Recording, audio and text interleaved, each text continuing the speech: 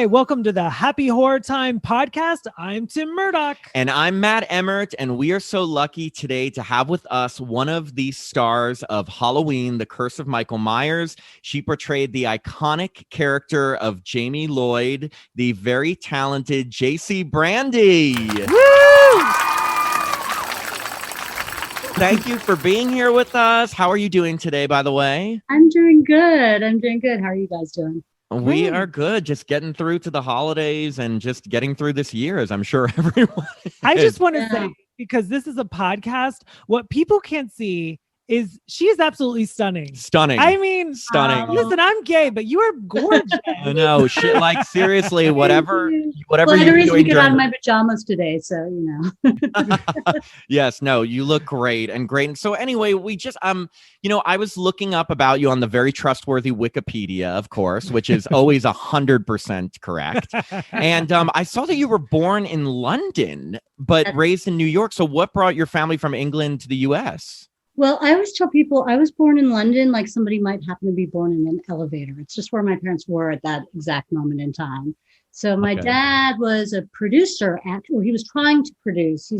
He was my birth father, who I don't actually know very well. He didn't raise me, but for the first 2 years of my life. And then they got divorced. My mom moved back, I think first to California and then New York. Oh, okay. So then how old were you when you came over to New York then? Sometime between 2 and 4. Oh, wow. Okay. But it's still cool to have closer to 2, I guess, but I don't remember anything before 4, so. No one does. I know. So how did you get involved in acting? Like, did you always want to be in the movies, or how did that start? Well, it's such a stupid story, actually. We love stupid When you're stories. I'm an little, idiot. And everyone's like, oh, what do you want to be when you grow up? Well, first of all, being raised in New York, I was always going to Broadway shows, and my mom was, taking me in there and in tights that itched, and I just loved it. Not the tights, the shows, but there was this dumb kids show on when I was little, like 4 or something like that. And this is back when TVs had shape, there were They're big huge, bulbous things with vents on top. And at the end of the show, they said, if you want us to sing you a song, write it down and send it to us at this address. And so I must have been like 4 years old, 5 years old, and wrote down Little Bunny Foo Foo, right? And because that's what I wanted them to sing. And I folded it up and I tried to stick it into the TV. And my mom came in, she's like, what are you doing? I'm like, I want them to sing the song for me. And she was like, well, you have to send it to them. I'm like, no, the people in the box, they said to send it to them. So I'm sending it. She's like, people don't live in your box. And she explained to me, these are actors. This is what they do for a living. And I thought, wait a minute, are you telling me that people get paid to play make-believe? And that's all they have to do every day? And she was like, yeah. And I was like, that's what I want to be. Sold. Oh my. And that was it for me. It was like, because before that, maybe I was a little older, like 5, kindergarten. People are like, what do you want to be when you grow up? And everybody was saying like a ballerina, and all the boys were saying a fireman. Because, back then people had a lot of stereotypes in their heads, and none of it worked for me. I was like, that sounds boring. No, I don't want to do that. But play make-believe, that was something I could get behind. So You were like, I want to be Michael Myers' niece. Yeah. exactly. I mean, I think my parents wanted me to be a football player, and that really panned out. It worked out with his body type really well, really well. That is a great story. So then did you do theater, or did you do, I know you did some TV and stuff first. So how did you before we get right to Halloween, obviously, how did that come about? Like, So I was like on a mission, every school show. I was in a Saturday kids thing in New York, and we did a little shows at Lincoln Center on the holidays, all original shows. It was called Acting by Children. And you were there all day Saturday from morning to night. I'm like, that would never fly in LA. Kids just don't want to be anywhere for that length of time. But there was a manager who saw me in the show, I guess, and I was like 8 or 9. And she wanted to manage me. And she said I had to stop biting my nails first. Went on a couple of auditions. I booked the first commercial I went out on.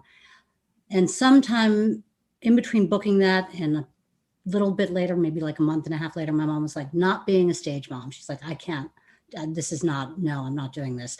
When you're old enough, when you're grown up, you can go do this yourself. So that was my thing. And then I guess when I hit a teenager and, being in Manhattan, I would start looking in Backstage magazine and going to open calls. And I enrolled in a workshop, and I got, it was actually a commercial agent showcase. This is so stupid. And I didn't really think of myself as commercial. So, but I thought, well, I get to meet agents this way. So I would go, and there was maybe 6 agents that came on different days, and they would have you read something and meet with them individually. And I would say, I don't really want to do commercials. I want to do film and theater. And most of them would go, yeah, we're commercial agents, so bye, but one agent was like, great, have my picture on your desk tomorrow morning. I'm going to submit you for a movie. So awesome. That was how I started. Wow, that's cool. I mean, like that. And what was that? What movie was that? Or was that Halloween? Or was that? No. And so that was, I don't remember. God, I know you're like, no, that. So, but then I came out here to visit some friends who were older than me, and I booked this TV series on CBS, and so I just never went home. That was that. Wow. Yeah. That's cool though. And and that started your career in make believe. That's right. Well, I was doing theater before that. I mean, okay. New York, like off Broadway shows and stuff. So, but yeah, pretty much. And that's really cool because you said your mom wasn't a stage mom, wasn't pushing, said, do it when you're an adult if you want to. That's really cool and different, because there's so many parents, that are like, oh, my kid wants to be an actor. Good. I'll make money, that kind of thing. Right. It's a lot of work being, my daughter is an actress too, and she just started auditioning professionally. She's 15 now. Oh my God. Wow. But it's like just a little bit of like doing the tapes, and it's a lot of work. Yeah, it becomes your full-time job too. Yeah, it would if she, when she books something, it will. The pandemic and all. She's, exactly. So getting toward, when you went up for the audition for Halloween 6, and I know it's not called 6 or anything, but just so I don't have to say the full title every time. Please. Halloween, the Curse of Michael Myers. Halloween, the Curse. No. What was the audition process like? Like, did you know much about the Halloween series at that point when you were auditioning, or had you seen the films? Right. So I was a huge fan of 1, huge fan, and anything John Carpenter at that point in my life. And 2, I got lost at 3. Like the series lost me at 3. So I hadn't actually seen Danielle in the films. I'd seen posters for it, but once a franchise kind of loses you, then, and I know there are people that as a unique, its own film has a huge fan following. So just for me, I think for my expectations at that point in the story, I just was like, this isn't the same movie that I'm into. So I got the call. I, went in, I met with Ross, who was the casting director, and it was the strangest audition process I had ever had. He just basically talked to me for a little bit.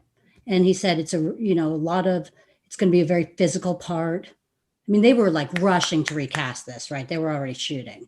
Wow. And he said, come, he goes, here's the script, go home, read the script, have your agent send over your reel, because there was nothing to read, right? Literally gonna read for this. And so he watched my reel. Like, I went home, I read the script, I rented 4 and 5 and nice. Watched it, and went in for the call back the next day to talk to him about the script and sort of talk to him about what I thought about it. And he stuck his head out of his office and said to his assistant, cancel the rest of the auditions. I'm casting JC in the part. Oh my God, that's got to be the best feeling. Yeah. So he put me on the phone right then and there. I mean, it was the strangest audition I've ever had, because it was, he just got a vibe from me, I guess. It wasn't even, and from watching my reel, but I look nothing like Danielle. So I often wonder what made him go, yes, that's Jamie, because there are definitely people I know, friends, not friends, like friends, but friends in the industry, acquaintances that I would see at auditions that I'm like, this girl looks way more like Danielle than I do. Right. He's like, let's get you some brown contacts and, get a wig for you. And wow, that's really cool to know. Like Tim was saying, like that must be flattering. It's just like, hey, she's got it. Cancel everyone else. Yeah. No, that is really cool. I mean, obviously you mentioned it's something I'm sure you hear about all the time.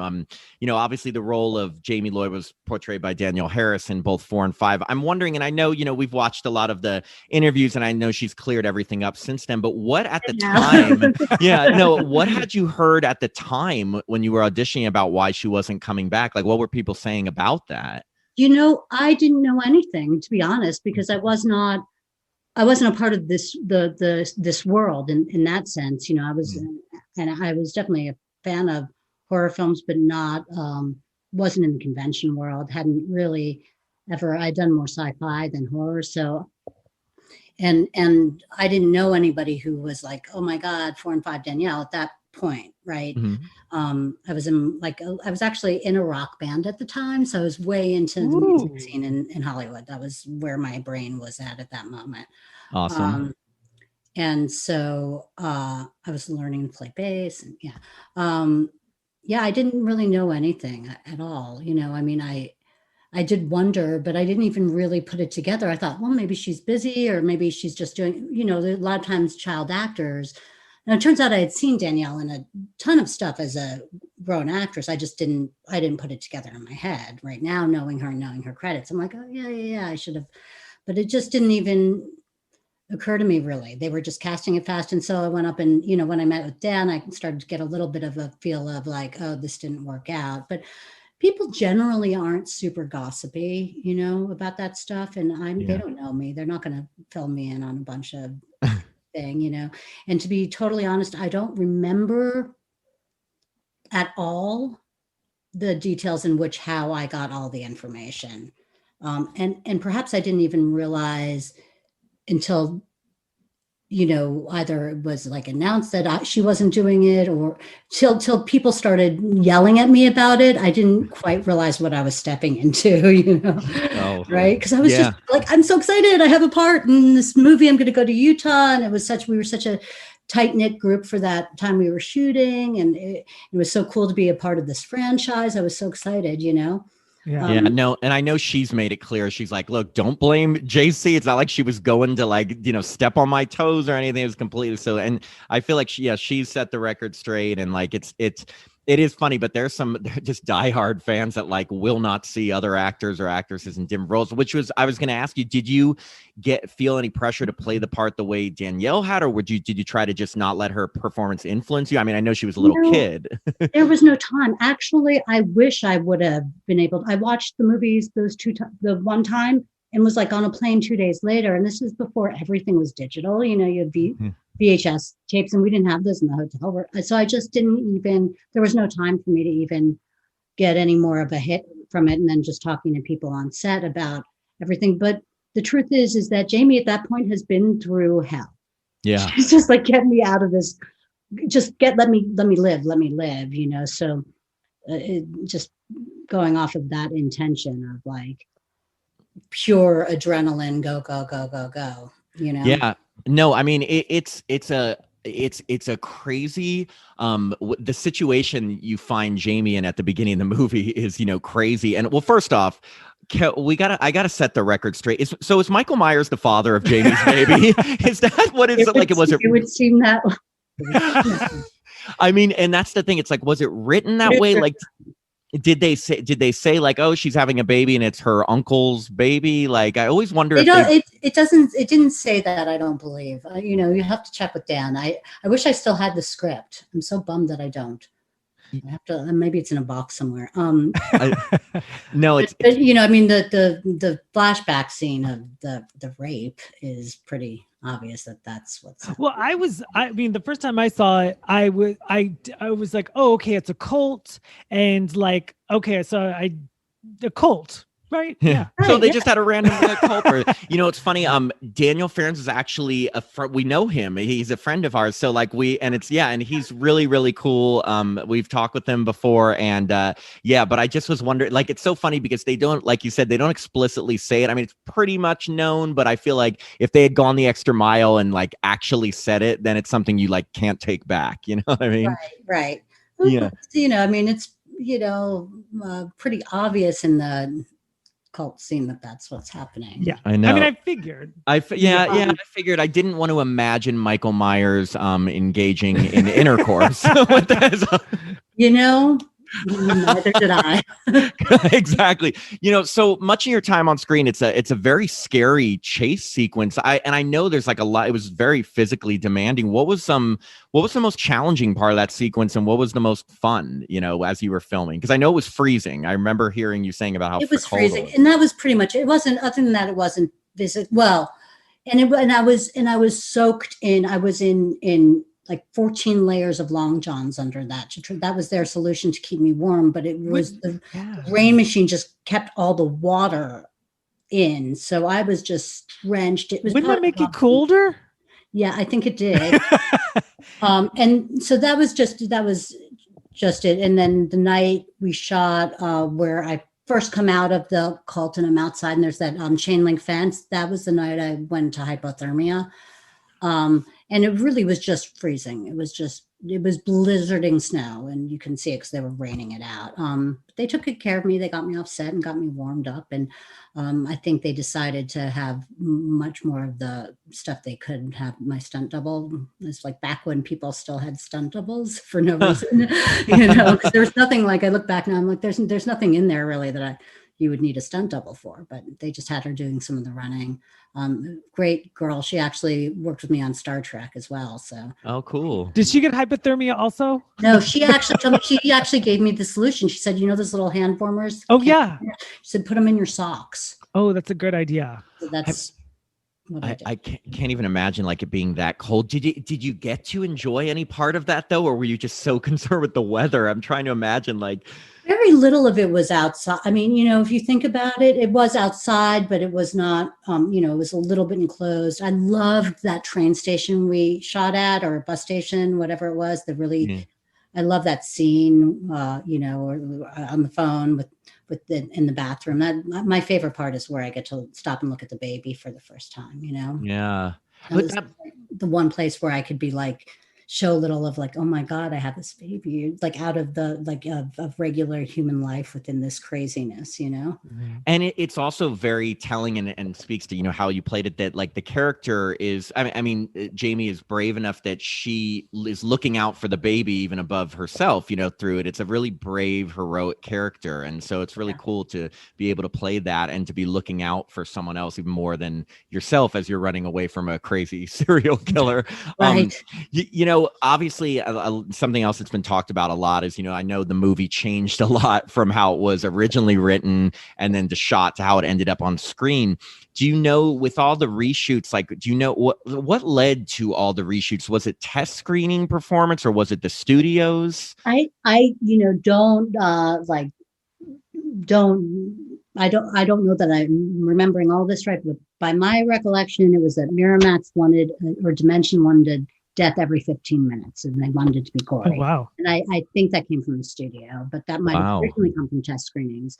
Yeah, they wanted, because, I know that the feeling was to do it sort of slow and have it be suspenseful, more like the original, and not have it be as gory, so we went from like you can tell the difference between the producer's cut and. Yeah, definitely. And I always wondered like why studios, I mean, look, I get we're huge horror fans, obviously, but so the original Halloween is my favorite film of all time. Like when you were saying you loved it, and by today's standards, I'm sure people would say it's slow, but I'm just like, you got to give people time to be scared, Right. Otherwise, it's cheap jumps, right? It's crazy to me well, speaking of death every 15 minutes, I mean, when obviously, unfortunately, Jamie meets her demise in this film, and were you upset that they didn't keep her alive longer? Did you feel it was integral to the story? So, whenever anybody asks me that, I go, no, because if they had, Danielle probably would have done the part and I wouldn't have gotten to be a part of this great franchise. So, selfishly, not as the fan of the series. As a fan of the series, yeah, it probably would have been much cooler to have Jamie alive longer. I think it was a missed opportunity for them. It was her story, she's such a compelling character in 4 and 5. And so to not have it be her fight, I think was a missed opportunity. I know that Dan had originally planned for something like that, and but everything, you can look at anything in retrospect and think, but I'm glad I'm glad I'm a part of this world. I'm part of this. Yeah. And but just so you know, like you say, Jamie's a compelling character in 4 and 5. Like I think she's very compelling in 6, and that's due to your performance. Seriously, we really like. I mean, she's just yes, she doesn't make it, but like she goes out with a bang.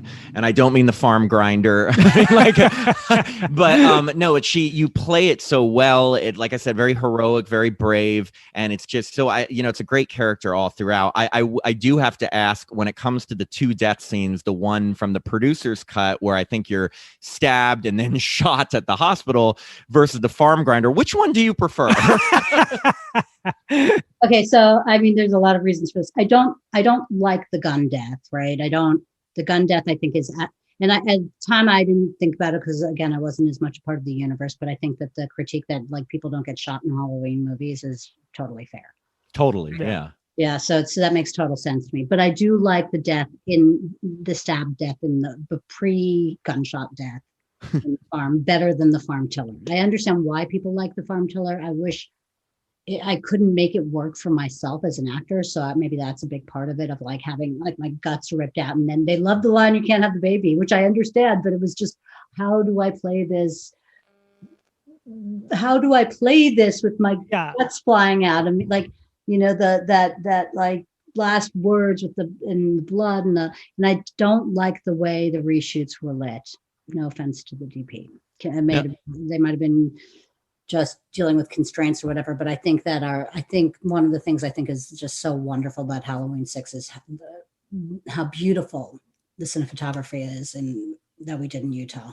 Yeah. And we lost that all in the reshoots. In my opinion, it's flat, like more video looking and less, and that bothers me. So yeah.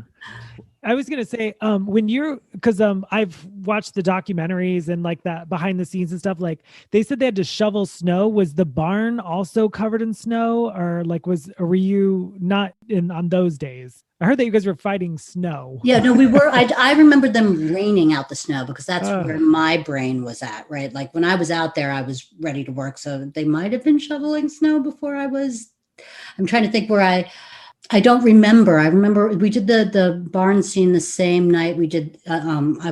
We did some things in the truck, right? Not the chase in the truck. The chase in the truck was done the night of the bus stop. Sorry, it's a long time ago.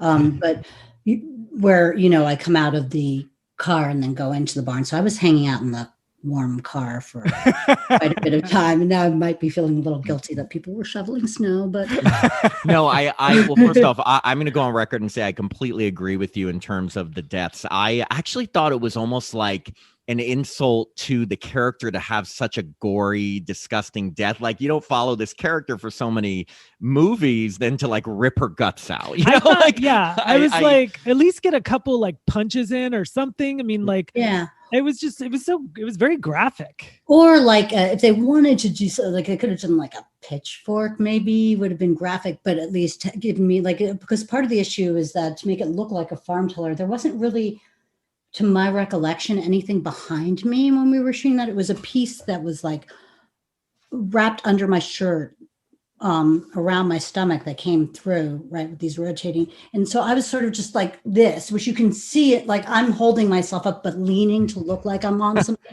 And I feel like that it reads when you see it. Like once you know that and you watch it, I look like nobody should be, like I don't look like I would if I had something supporting me behind me, because you can't, I'm not a contortionist, so I don't You're not. You did a great job. Make it look like, and actually stand up at the same time. But on the same topic, I also agree that the gunshot death is a little bit of a letdown too, because it's like almost like you in the producer's cut. I love that you survived the stabbing, but it's like if they're going to have you survive just to be shot by Dr. Witt, it's very, very confusing. I was very upset when your character died, and I think, yeah, it was very confusing because I liked that they had you alive longer in the producer's cut, but it was a weird bit of a letdown with the gunshot. But I will say, if I had to pick between producers and theatrical, I probably would pick producers just because your character lasts longer. Well, I think it also because the producer's cut, it has like a slow build, but it I enjoy the Halloween space. Like I didn't want it to be rushed and jump scared, but don't get me wrong, I appreciate those things too. But Yeah. So another thing, I know it's been 25 years since happy this anniversary. movie. Yes. Yeah. So how did being a part of this movie affect your life in the course of your career? That's an excellent question that I'm not sure I can get. I mean, I can tell you how it affected my life. Okay. I'm not sure how it affected my career because I don't know. I mean, somebody might have called me in on something based on that credit, but you never know really why somebody's. I have. It's not like Star Trek where I can definitely point to other jobs that have come from that. But I'll tell you, like people I just adore to this day. Dan and meeting Mikey, because of this and doing the conventions. And so it's like in my life, it's been the gift that keeps on giving, right? Like I love being a part of the horror world. I love talking to fans. I love being a part of something that means so much to so many people. That's just such a cool thing. And I love that there's a reason to connect with my friends that I made in Utah 25 years ago. Like seeing Mariah is like so amazing. We only see each other when there's conventions, really. We sometimes talk or text each other, but it's, she lives one place, I live another. And so it's hard to keep friendships sometimes, especially when you're grown up and have got kids. And so that's been amazing. I mean, I can tell you from two huge fans of the Halloween series, it's so nice to hear when someone who is in these movies embraces them, is grateful for them. And it's just like, we are so thankful. And I've said this to other people we've talked to on the podcast. It's just like, those fans love these movies. Like you said, there's such a fandom for the Halloween movies. And it's so nice when you can talk to someone and they realize how important that, like, of a contribution that was. Because it really means, so much to people like us. So thank you for that. Yeah. Well, and I'm a fan of things too, right? Just because I act doesn't mean I don't get it. And that's, as much as I told you the story when I was little, that's also a part of it. I would go to movies as a kid and you'd see just something about it. For me, it was the way people would communicate and connect and get through problems and and work, like to be a part of those worlds. And that's something I love about, I always try to find something in every part that I book that is a different thing than I'd ever get to do in real life. Mm-hmm. And just take a minute to be grateful for it, because I think it's a really cool part of what we get to do. Right. Like that. Yeah. Yeah. So when it was done, was there a red carpet premiere? That's my favorite question. I was waiting for you. No, I was like, no, but I was just gonna say, did you get to meet the rest of the cast was there a red carpet premiere? Like, I like to say it twice. Getting Alzheimer's. There was a premiere. But I'm trying to remember. It didn't feel very red carpety to me, so I don't.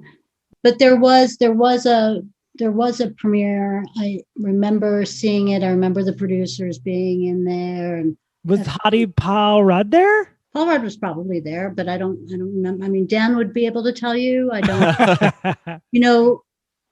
Paul and I barely talked, right? Because I wasn't in scenes with everybody, so I didn't fly in and out with them. I talked to Paul a little. He was always really super nice to me.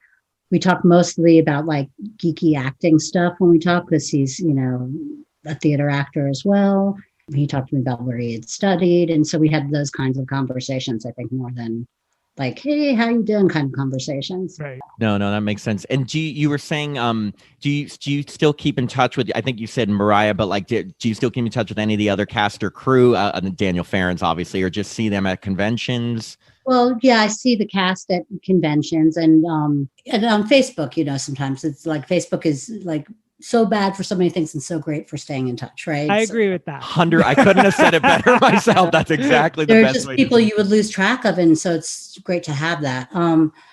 I was really good friends with the makeup artist for a long time after we shot. For some reason, I don't know what happened to her, and the AD who was dating her. So I stayed in touch with her for a while.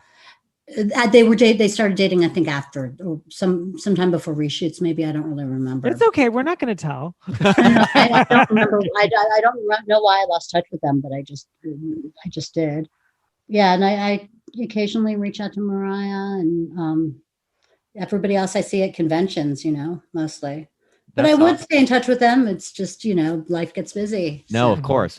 And so, I've heard that you and Daniel Harris had since become friends. And have you guys have worked together? Have you been in projects together? Well, yes, her little film, her short film Prank that she directed, and she put me in like a small part in that, so that was super fun. No, that's awesome. Do you feel like you have a special bond with her because you both are like the only actors? I'd say so. When you first met her, did you talk about that? It's just so interesting for fans. Like, did you guys talk about that or?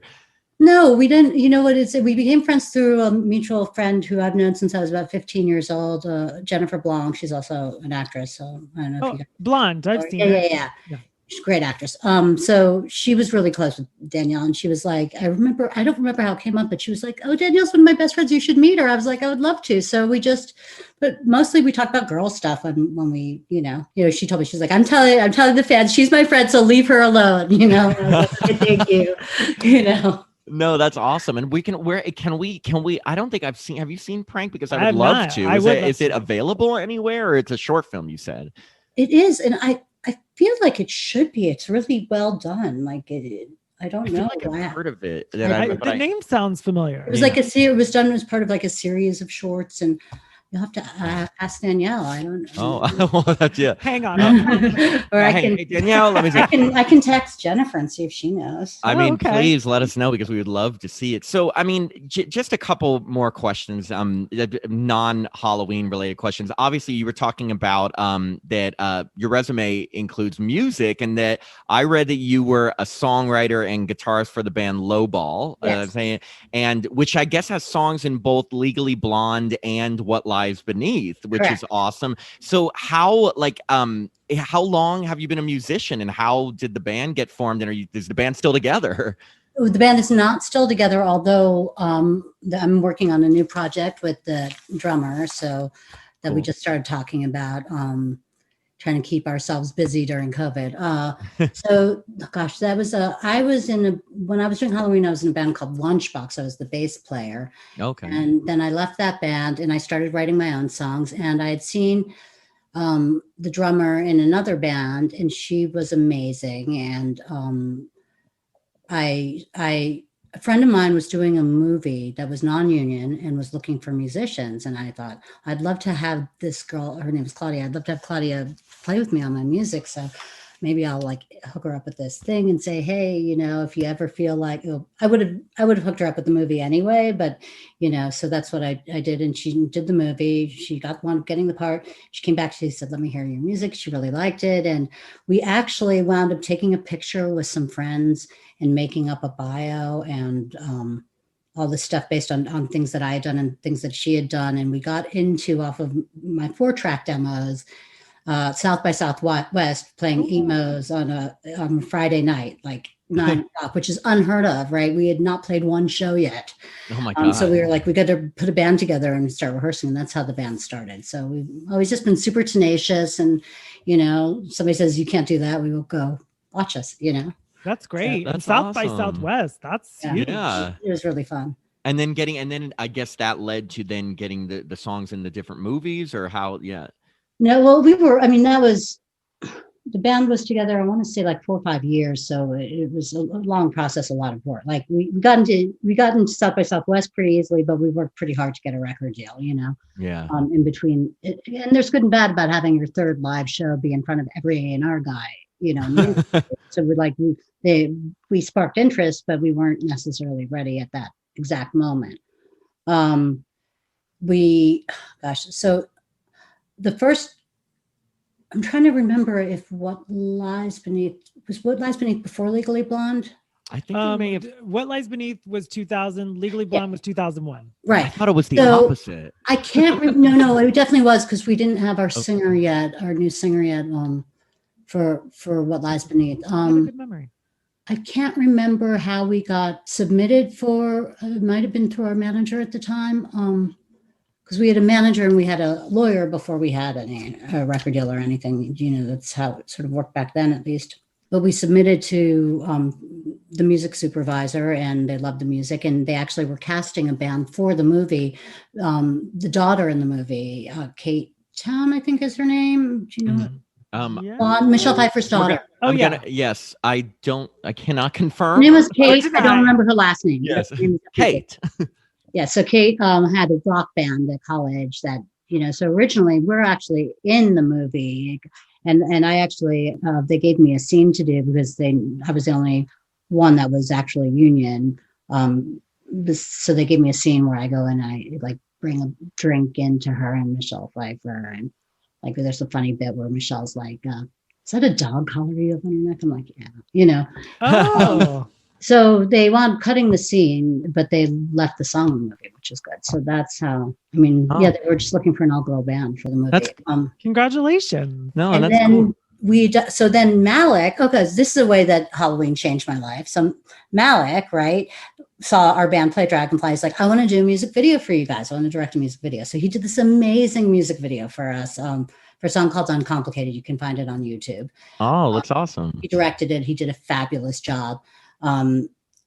Just did it for us. And so we submitted that to Legally Blonde to try to get a song in there. And Ron Fair, who was the A&R guy for the soundtrack, was like, yes, and I want to sign you. So that's how we got signed. Bonus. Wow. No, that's exactly. Yeah. No, that's awesome. Another thing, as I was going through your IMDb page, we saw that you were in a short film called God's Helper with Friday the 13th Part 7 star Kevin Spiritus. It's funny because we actually spoke to him for an episode of the podcast like a while back. And so we were like, oh my God. It was like, you're connected. Yeah. How did you get involved with that? And what can you tell us about that short And film? was Kevin nice? He was so sweet. He was very nice. Really, really nice. I just auditioned for it and I got the part and did the short, and that was kind of it. It was not. What's it about? Interesting stories. Really. Can we see it? If I can find, I think it's on YouTube. No. Oh, okay. We'll do some investigating work. Were you like, did you know that he was from one of the Friday the 13th, or did that not even? No idea. The funny thing is that I guess I consider myself a horror fan, but like more from the original. Like I don't know how down a rabbit hole of sequels I've ever gone with anything, because I think you experience a few sequels that don't live up to the first one, and then you just don't bother with sequels really anymore, No, totally, yeah. You're in part 6. He's in part 7 of Friday 13th. You're all part of the little world. It is for crazed weird fans like us. we notice those things. Yeah, but we just thought it was so cool because I saw that and I was like, wait, there's 2 actors. It's JC and Kevin Spiritus. That's so crazy. It was a great little short. So I'm like this popular cheerleader girl, right? Who's now outgrown the popularity and is suicidal and is always like threatening to kill myself. That's sort of the backstory. So it's uplifting. Well, it is weird, right? So he like has me kidnapped in a car. He kidnaps me in a car and he's going to kill me. Nice guy. But it's all like a ruse to get me to realize how much life is wonderful and I don't want to die. Oh, so it could be uplifting, Tim. I mean, you know what I'm saying. I mean, it's called God's Helper, so I hope that he's not killing you. No, that's interesting. We're gonna have to search for it because we need to see that. But so we do have one final question, and we ask this to everyone that we interview. What is one thing that you can tell us about Halloween 6 that you've never told any other interviewer, any other podcast, or any other publication, even if it's just a tiny detail? You could just be like, one day on Craft Services we had chicken. That you know what? That's cool. My memory's not that good, guys. I know. I know. I'm trying to remember. Oh gosh. No. I don't know what I've told people or what I haven't is the problem. Oh, it's no. Right, so I'll tell you, and you can tell me if you've heard it somewhere. Oh, okay. Okay. That the brown contacts used to float out of my eyes when I would cry, so I couldn't do any scenes where, like, I have to keep myself from crying during scenes. Oh, I didn't know that. I didn't even know you were in contacts. I didn't know until I watched your interview that you had to wear brown contacts, but I did not know. Had you and you were wearing them, and they would fall out when you cried. They would float out. Yeah, they were like start to float out of my eyes. Yeah. Oh my God. I have never had contacts. Me neither. And I'm kind of deathly afraid of putting stuff in my eyes, so I don't know how I could do that. I bet they're more comfortable now. Yeah. Well, if you ever want to, I'm a hypnotherapist, so I can help you get them. Oh, I'm gonna, funny you should ask that because I may take you up on that. It's seriously, it's been like I've had an eye phobia, if there's an actual name for that, about touching my eye. It's really weird. Well, what kind of therapist are you?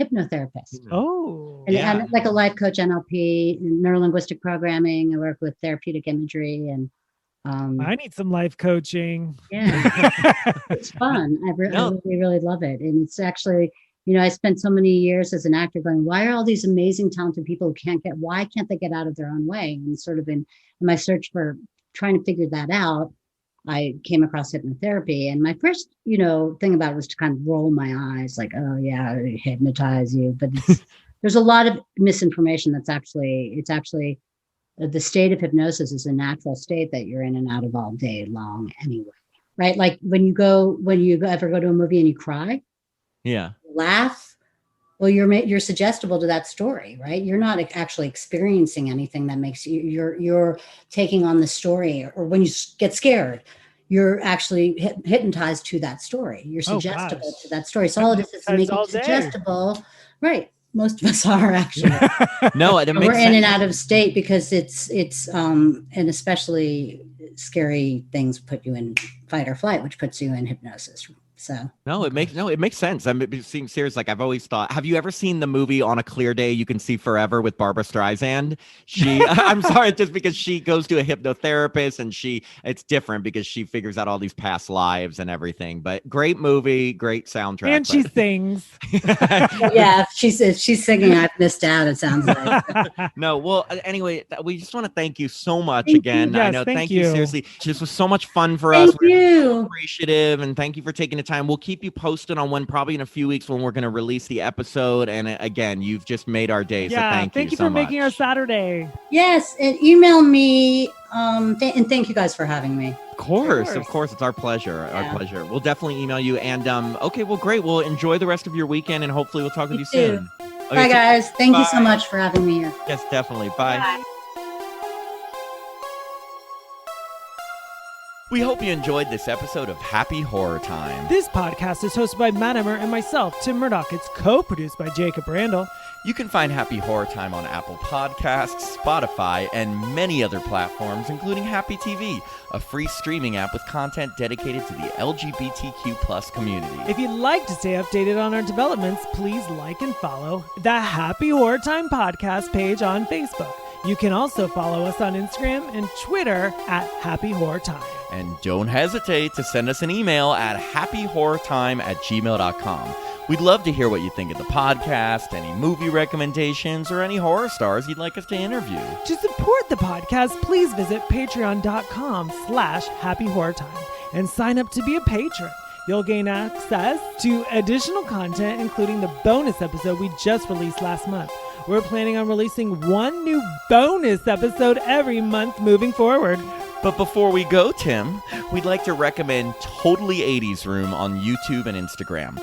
Not only does this page post the coolest clips from 80s pop culture, but the creator assembled his own 80s era museum filled with retro products and all kinds of fun nostalgia. Anyone who's experienced the 80s has to check out Totally 80s Room. I'm Matt Emmert. And I'm Tim Murdoch. And thanks again for listening to Happy Horror Time.